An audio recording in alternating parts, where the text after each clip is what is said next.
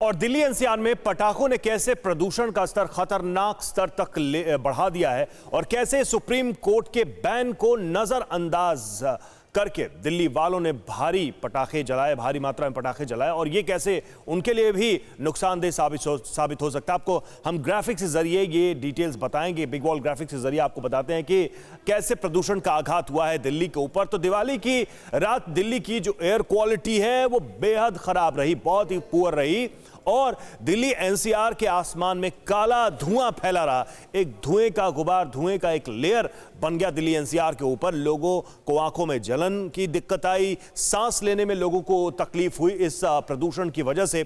और दिल्ली के आईआईटी के पास एयर क्वालिटी इंडेक्स 395 रिकॉर्ड किया गया, 395 रिकॉर्ड किया गया। गुरुग्राम की बात करें AQI 389 और नोएडा की बात करें 448 दर्ज किया गया। 448 AQI लेवल वहां पर दर्ज किया गया। दोपहर तक एयर क्वालिटी खतरनाक स्तर तक पहुंचने के आसार हैं, यानी कि यहां से भी आगे स्थिति और खराब हो सकती है एयर क्वालिटी की। दिल्ली एनसीआर में पटाखे जलाने की वजह से यह प्रदूषण अचानक से बढ़ा है। ये जो AQI लेवल है वो और ज़्यादा ख़राब हुआ है और बुरी स्थिति में पहुंचा है दिल्ली की, क्योंकि पटाखे जिस तरह से जलाए गए उसके बाद ये हालात पैदा हुए। विवेक हमारे साथ इस वक्त जुड़े हुए हैं, सीधे चलेंगे उनके पास। विवेक, जिस तरह से हम देख रहे थे, आपके रिपोर्ट भी हम देख रहे थे, रात में जो हालात हैं वो काफ़ी ख़तरनाक बताया जा रहा है, लेकिन आज सुबह विजिबिलिटी कैसी रही, AQI लेवल कैसा रहा और दिन में कैसे हालात बनने के आसार हैं?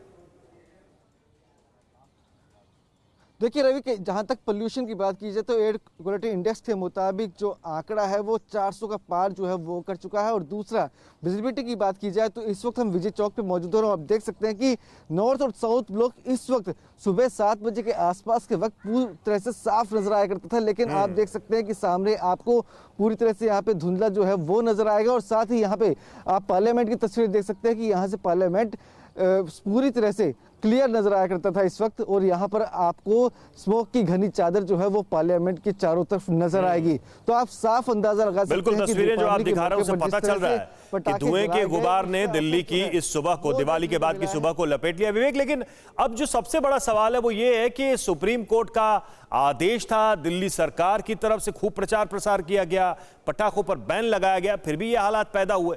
तो सवाल ये किससे होगा? देखिए, सवाल तो आम जनता से होगा, क्योंकि जिस तरह से सुप्रीम कोर्ट ने बैन लगाया था और लोगों ने जमकर आतिशबाजी की, पुलिस प्रशासन लगातार एक बात कर रहा था कि वो पटाखे जब्त कर रहा है, लेकिन इसको रोकने में नाकामयाब कहीं ना कहीं साबित हो पाया, क्योंकि हर जगह देखा गया कि जमकर आतिशबाजी की गई।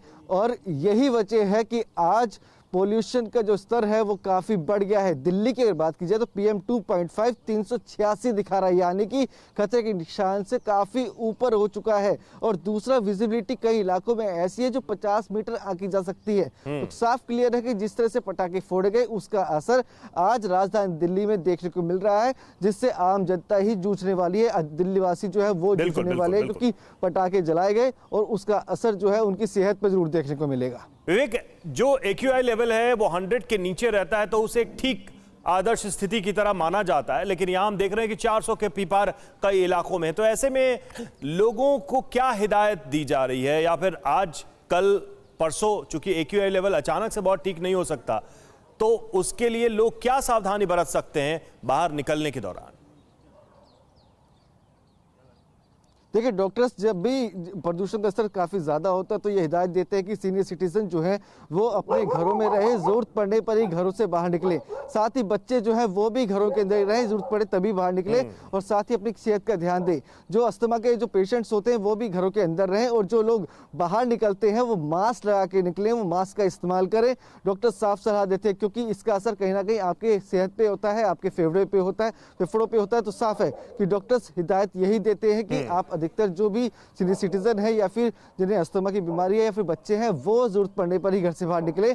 और साफ कहा जाता है कि आप मास्क का इस्तेमाल करें, जो चीज आपकी सेहत के लिए अच्छी है उसी को देखते हुए करें। क्यों, लेकिन जिस तरह से ये आतिशबाजी हुई है, जैसा कि आप बता रहे हैं कि कोशिश ये रहे कि आज घरों से ना निकलें, और निकले भी बहुत मजबूरी हो तो मास्क जरूर लगाएं। कम से कम इस प्रदूषण से बचने में कुछ मदद मिलेगी। लेकिन चिंता यही है कि दिल्ली में प्रदूषण का स्तर इतना खतरनाक हो चुका है और इसमें सबकी भागीदारी है, सबकी जिम्मेदारी है, क्योंकि एक तरफ कोर्ट का आदेश था, सरकार कोशिशें कर रही थी, फिर भी यह आतिशबाजी हुई है। शुक्रिया आपका हमसे जुड़ने के लिए।